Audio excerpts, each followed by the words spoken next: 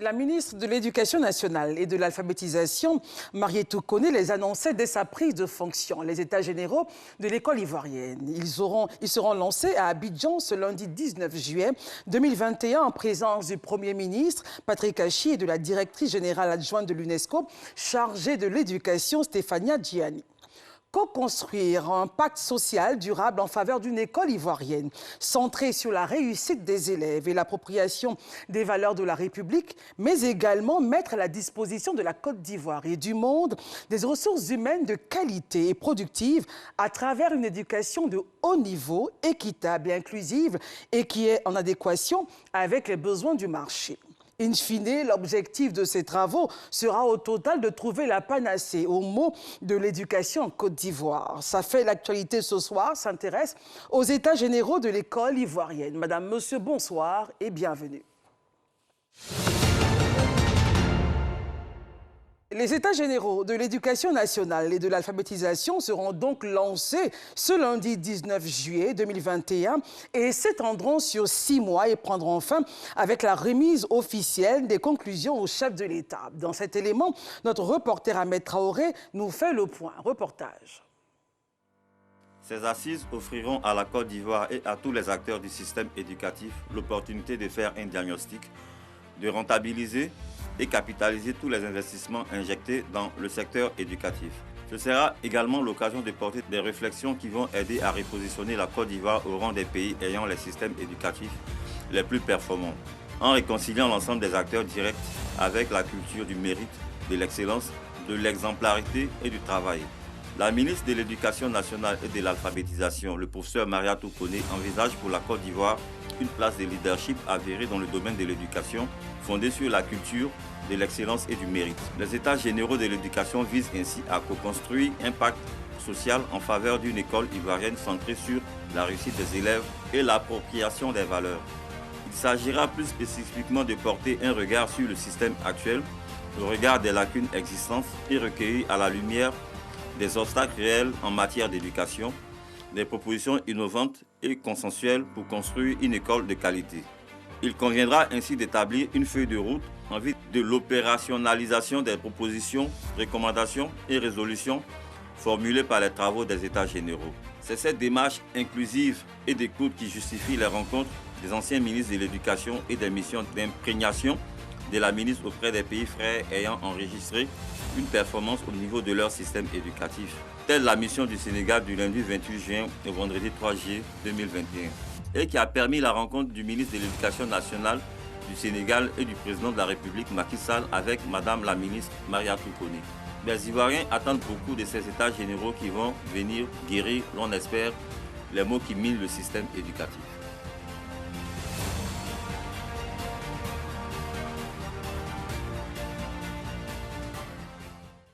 Ils étaient attendus et ils seront donc lancés le lundi prochain, le lundi 19 juillet. Voilà. Alors, pour en parler, nous recevons M. Binet John Francis. Bonsoir et merci d'être là. Vous êtes inspecteur général au ministère de l'Éducation nationale et de l'alphabétisation, mais vous êtes aussi le commissaire général des États généraux. Alors, il y a forcément d'autres raisons profondes à l'instauration de ces États. Bonsoir, madame. Au nom de Madame le ministre de l'Éducation nationale et de l'alphabétisation, je voudrais vous dire merci. Dire merci à la RTI qui nous donne l'occasion de pouvoir, à la veille de cette cérémonie de lancement, pouvoir donner des informations utiles à la population par rapport à cet espace de dialogue que va constituer les États généraux. Pourquoi les États généraux? Ce que nous voudrions dire, c'est que dès sa prise de fonction, Madame le ministre de l'Éducation nationale et de l'alphabétisation, le professeur Marietou Koné, a annoncé la tenue des États généraux. Si nous citions le contexte de cette annonce, vous vous souvenez qu'il y avait les résultats du programme d'analyse des systèmes éducatifs de la conférence des ministres de l'Éducation nationale. Et le rapport faisait état d'un certain nombre d'insuffisances de nos élèves par rapport au seuil jugé suffisant en mathématiques et en lecture. Il y a eu une émotion au niveau de la population. Nous pensons que le gouvernement n'est pas resté insensible à ce mouvement d'émotion. Parce que chaque fois qu'on annonce que la Côte d'Ivoire a atteint des performances, c'est avec fierté qu'en tant que citoyens ivoiriens, nous accueillons cela. Et c'est les efforts que nous faisons individuellement contribuent à hisser notre pays à cette dimension de pays performant. Si nous regardons nos performances en matière économique avec le Sénégal, au niveau de l'UEMOA, nous sommes des pays champions qui tirons la locomotive. Tout à fait. On reconnaît également la Côte d'Ivoire au niveau de l'agriculture, avec des performances à ce niveau. Donc par rapport à ces résultats, par rapport à un certain nombre de défis auxquels le système éducatif ivoirien fait face depuis quelques années, nous n'oublions pas que nous sortons de contextes extrêmement difficiles qui a fait que les efforts faits par l'État de Côte d'Ivoire en matière d'investissement, en matière d'expression de cette volonté politique dans le cadre de la promotion de l'éducation, à travers des engagements aussi bien internationaux qu'au niveau national, la prise de décisions, de mesures exceptionnelles pour créer les conditions de la scolarisation du grand nombre et de faire en sorte que chaque Ivoirien, chaque enfant ivoirien puisse bénéficier non seulement du droit à l'éducation, mais pouvoir bénéficier des services éducatifs qui soient à la mesure de l'attente des parents et de la nation. Très bien. Donc on comprend bien qu'il y a des raisons profondes et qu'il est temps de pouvoir travailler à la guérison, on va dire, de l'école. Tout à fait. En prélude à ces travaux, la ministre a initié un certain nombre de rencontres. Elle a rencontré 3 anciens ministres, dont les ministres Akoto Yao, Biolene et Salio Touré. Pourquoi? Pourquoi Quand nous réfléchissions aux États généraux, nous avons proposé un plan de consultation. Le plan de consultation passerait par la rencontre entre le ministre et des anciens ministres. Ce sont 3 ministres qui ont été rencontrés, mais ce plan va se poursuivre et il y aura d'autres personnalités. Des personnalités qui vont être rencontrées. Des hauts fonctionnaires qui ont travaillé dans le secteur de l'éducation, des leaders d'opinion, des représentants des communautés confessionnelles. Et vous vous rappelez que Madame le ministre a rencontré des représentants de confessions religieuses. Elle a rencontré des partenaires techniques et financiers. Elle a rencontré la directrice générale adjointe de l'UNESCO. Elle a entrepris une mission d'imprégnation au Sénégal. Toutes ces actions participent... reçues par le président Macky Sall et le ministre de l'Éducation nationale. Oui. Toutes ces actions participent d'une démarche d'humilité pour apprendre avec les aînés, les devanciers, les pays champions. Je ne dis pas forcément que c'est tel pays qui est champion, mais... C'est un modèle de réussite, quand même. Un modèle de réussite. Et par rapport à ces personnalités, ces institutions, ces pays, il était convenable, il était opportun qu'à la veille d'un événement aussi important que les États généraux, Madame le ministre prête attention, écoute ce que les autres ont pu faire et ce qu'ils ont eu comme réussite et que ces apports puissent enrichir la démarche que nous entreprenons en Côte d'Ivoire. Je voudrais vous donner, à titre d'illustration, nous étions au Sénégal. Le Sénégal, en 2015, a organisé des assises nationales. Et à la suite de ces assises nationales, des réformes ont été entreprises. Et aujourd'hui, nous voyons au plan du cadrage institutionnel, au plan du cadre de référence qui soutient le programme d'amélioration de la qualité, de l'équité et de la transparence, ce que cette démarche d'interrogation des processus, des pratiques a pu apporter. Et c'est l'ambition pour la Côte d'Ivoire. Pour la Côte d'Ivoire. Très bien. Alors, toute la Côte d'Ivoire, on va rentrer maintenant dans le vif de notre sujet et parler de l'opérationnel des travaux. Toute la Côte d'Ivoire est concernée, il n'y a pas qu'Abidjan. Oui. Oui, la démarche, elle est ascendante, qui part du niveau local jusqu'au niveau national. Il va y avoir des concertations au niveau des régions. Il va y avoir des concertations au niveau des 14 districts. Et il va y avoir des concertations au niveau national. En plus de ces concertations, il y a également l'occasion de donner à tous ceux qui n'ont pas accès à des rencontres entre Miros de pouvoir s'exprimer. C'est l'idée des rencontres publiques. Alors, on va essayer d'aller étape par étape. Les États généraux vont durer 6 mois. 6 mois. Dès lundi prochain, 19 juillet, on a le lancement, on va dire officiel. De ce lancement jusqu'au mois prochain, août par exemple, qu'est-ce qui va se passer? Parce que vous avez fait un planning jusqu'en décembre, janvier. Oui. N'est-ce pas? Et on a 6 mois, on est bien curieux de savoir, après le lancement, qu'est-ce qui se passe et après, qu'est-ce qui se passera pour que les populations puissent s'exprimer et dire enfin leurs mots pour la guérison de l'école. Ce qui va se passer après le lancement. Nous allons lancer dès le 25 juillet la plateforme numérique.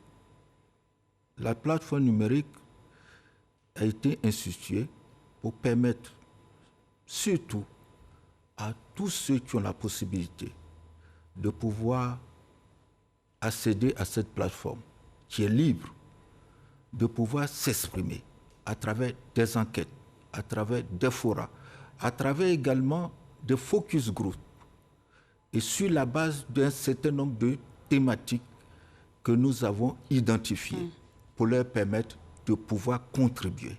Très bien. Alors, le citoyen lambda rentre sur votre plateforme et puis il a envie de s'exprimer sur les sujets, les thématiques. Il est libre de le faire. Il est libre de le faire. Je vous ai dit, il y a des enquêtes. Il a la possibilité de répondre à un certain nombre de questions que nous, sur la base des thématiques que nous avons arrêtées, nous allons poser. Il va répondre à ces questions qui vont partir du constat qu'il fait, des propositions qu'il pourra faire. Il y a également des focus group où nous allons susciter également des débats pour qu'à partir des débats, nous puissions recueillir les propositions, les avis et animer également ce débat au niveau de la plateforme. Mais en fait, en créant la plateforme, nous pensions également aux jeunes, à cette jeunesse qui est la première concernée par tout ce débat qui va avoir lieu. Elle n'est pas exclue du débat. Elle est partie prenante du débat pour dire ce qu'elle attend de cette éducation et comment elle la voit pour que nous prenions en compte également leur point de vue. Leur point de vue. Est-ce qu'on a l'adresse déjà qu'on peut communiquer aux populations? L'adresse est États généraux avec S, le tiret du 6, éducation.ci. États généraux. États généraux, éducation.ci. Très bien. Donc, sur cette adresse-là, Ivoirien ou pas? Ivoirien ou pas, Ivoirien résidant sur le territoire ivoirien, Ivoirien résidant sur le territoire hors du territoire ivoirien, non ivoirien. Si vous avez quelque chose à contribuer. Quelque chose à dire, vous pourrez accéder, mais il suffit de se connecter et de s'inscrire. Et nous pourrons recueillir votre opinion. Très bien. Alors après donc la mise en place de cette plateforme numérique, vous allez envoyer des missions à l'intérieur du pays. Tout à fait. Alors, et vous avez dit que les rencontres allaient se faire de façon publique. Tous les districts de Côte d'Ivoire seront-ils visités ou les échanges vont se concentrer sur certains points? Oui, je le disais tout à l'heure, Nous allons visiter les régions. Lesquelles? Les 31 régions de Côte d'Ivoire. Nous allons visiter les 14 districts de Côte d'Ivoire. Et les échanges se feront dans ces 14 districts-là? Oui. Mais avant que les échanges se fassent, nous allons entreprendre une campagne d'explication, d'information, d'explication. Étant entendu que ce sont les districts, ce sont les régions qui vont organiser les concertations sur la base de cahiers de charges que nous allons leur donner. Donc nous pensons qu'il est bon de partager avec eux les informations quant à la préparation, quant à la conduite et quant au reportage de tout ce qui va être recueilli pour que nous aussi, nous puissions avoir avec fidélité ce que la communauté éducative, ce que le citoyen lambda a apporté comme proposition, a apporté comme constat. Très bien. Alors, je suis à Korogo, je suis à Soubré, je suis à Dabou, je suis à Sidé-Matiali. Je devrais m'attendre à recevoir une mission du ministère et d'autres partenaires pour m'écouter, c'est cela? Non. Dans un premier temps, la mission est une mission d'information et de sensibilisation. Et l'écoute viendra après? L'écoute viendra après. Nous visiterons les régions, nous visiterons les autorités préfectorales, les autorités politiques, les autorités éducatives qui auront en charge d'organiser les concertations au sein de leur région et au sein des districts. Donc, dans un premier temps, ces missions sont adressées à ces personnalités. Et par la suite, nous allons établir un calendrier que nous allons suivre et nous allons mener pour que ces concertations puissent se faire au niveau régional, selon le calendrier, et au niveau des districts, selon le calendrier. Les missions démarrent quand? Les missions devraient démarrer au début du mois d'octobre. De façon simultanée sur tout Non, l'étendue? Pas de façon simultanée, selon des calendriers bien qui précis. seront séquencés. Très bien. Alors, qui est autorisé à participer à ces états généraux? Tout à l'heure, je n'ai pas... Répondez à la question. Et puis vous allez revenir à celle-là. J'ai pensé aux concertations. J'ai donné les dates de concertation, mais les missions vont commencer un peu plus tôt, à partir du mois d'août. On n'a pas de date encore? Non. Très bien. Alors, qui est autorisé à participer? On a dit le citoyen lambda, mais c'est bien organisé. On sait vous parlez des chefs traditionnels dans les documents que nous voyons. On parle aussi de certaines OSC. Qui concrètement est autorisé à participer à ces états généraux? À quel niveau? Au niveau régional? Au niveau régional. OK. Au niveau régional, dans un premier temps, les autorités préfectorales, les autorités politiques. Ensuite, les autorités au niveau des conseils, de la mairie, etc. Dans le peuple, au niveau de la communauté éducative, les parents d'élèves qui sont organisés, les organisations syndicales, les associations, le citoyen lambda, le leader d'opinion, le leader religieux, mais toutes les sensibilités qui voudront apporter leur contribution seront amenés libres de le faire. Si vous voyez, nous espérons que toutes les invitations qui ont été envoyées aux différentes associations, aux différents représentants d'organisations répondront à l'appel du lundi que Madame le ministre leur a adressé. Vous pourrez vous constater vous-même la diversité des représentations qui seront présentes. Parce que le souci, c'est d'avoir un dialogue qui soit ouvert. Justement, la question, c'est est-ce que ce sera libre? Est-ce que les gens pourront s'exprimer de façon... Oui. Justement... Libre et dire leurs opinions. Oui, justement, le fait de diversifier les formes de consultation et de concertation démontre, de notre point de vue, que nous voulons aller au-delà de la langue de bois et donner la possibilité aux uns ou aux autres de pouvoir s'exprimer. Mais nous voudrions préciser une chose. La Côte d'Ivoire a réussi à obtenu des avancées notables en matière de scolarisation, en matière de construction scolaire, en matière de recrutement d'enseignants. Nous avons pu obtenir des personnes formées qui aujourd'hui participent au développement social et économique de notre pays.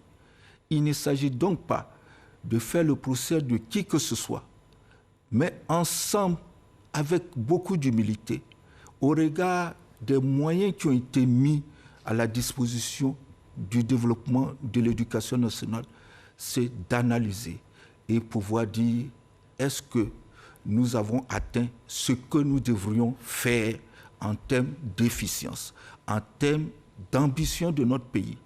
Parce qu'il s'agit de cela. Chaque citoyen a une ambition. La nation a une ambition. Les communautés au sein de la nation ont des ambitions. Est-ce que l'école aujourd'hui donne satisfaction dans ce sens-là?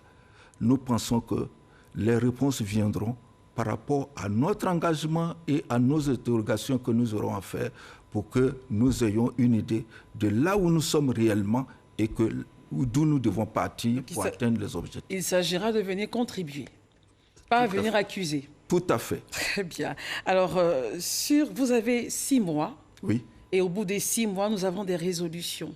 Et vous avez prévu une commission, un comité suivi-évaluation. Tout à fait. Je vais prendre un cas simple.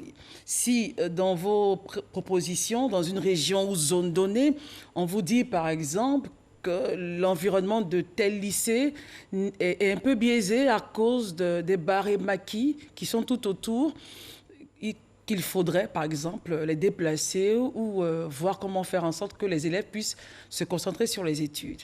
Oui. Qu'est-ce qui va se passer? Est-ce que vous allez aller à des partenariats pour la destruction de ces bars et maquis ou concrètement, est-ce que toutes les propositions qui vont être faites seront appliquées et comment le seront-elles? Ce que je voudrais vous dire, c'est que nous aurons des cas pratiques. Mais ces cas pratiques vont illustrer des situations. Et ces situations doivent faire l'objet d'une analyse globale pour que des propositions globales de politique puissent permettre de régler les problèmes de façon générale. Mais l'idée, c'est de faire en sorte que l'école puisse bien se porter. Oui, quand je dis l'environnement, une localité peut avoir ce problème, mais en l'exposant, ça nous permet à l'avenir, par rapport aux mesures qui doivent être prises, de savoir qu'il faut un certain nombre de mesures pour que l'environnement de l'école soit la meilleure, la plus propice aux apprentissages. Ce qui veut dire, est-ce que, je vais revenir là-dessus pour avoir une réponse directe, s'il s'agit de détruire des points qui ne favorisent pas l'école, oui. Est-ce que de façon froide et sereine, cela sera fait par rapport aux propositions, évidemment, des populations? Oui, les propositions vont être faites. Mieux, nous pensons qu'il est important de montrer, à chaque fois que nous faisons un constat, de faire les propositions, de montrer les risques de ne pas appliquer les mesures. Et toutes ces mesures seront soumises, comme vous l'avez annoncé, à l'appréciation du président de la République qui va les traduire en directive. Mais notre souhait, c'est qu'il y ait une politique éducative nouvelle qui intègre toutes ces propositions et qui prenne en compte toutes ces propositions. Mais sachez une chose, c'est que les résolutions issues des États généraux ne seront pas appliquées le lendemain, mais ça va se faire sur la durée. Au moins, on a l'assurance qu'elles seront appliquées. Merci beaucoup. Notre émission est terminée. Nous recevions pour vous M. Binet John Francis. Il est inspecteur général, commissaire général des États généraux de l'école ivoirienne. Merci d'être venu. Nous sommes tous unanimes. Malgré les efforts entrepris par l'État, notre école a perdu de sa valeur durant les dernières décennies. L'indiscipline, les stupéfiants, les grèves à répétition, etc. sont les maux qui minent aujourd'hui le monde de l'école. En organisant les États généraux de l'éducation en Côte d'Ivoire, la ministre Marietou Koné veut redonner à notre système éducatif toutes ses lettres de noblesse et son lustre d'antan. Merci de nous avoir suivis. Les programmes continuent sur RTI1. Bonsoir.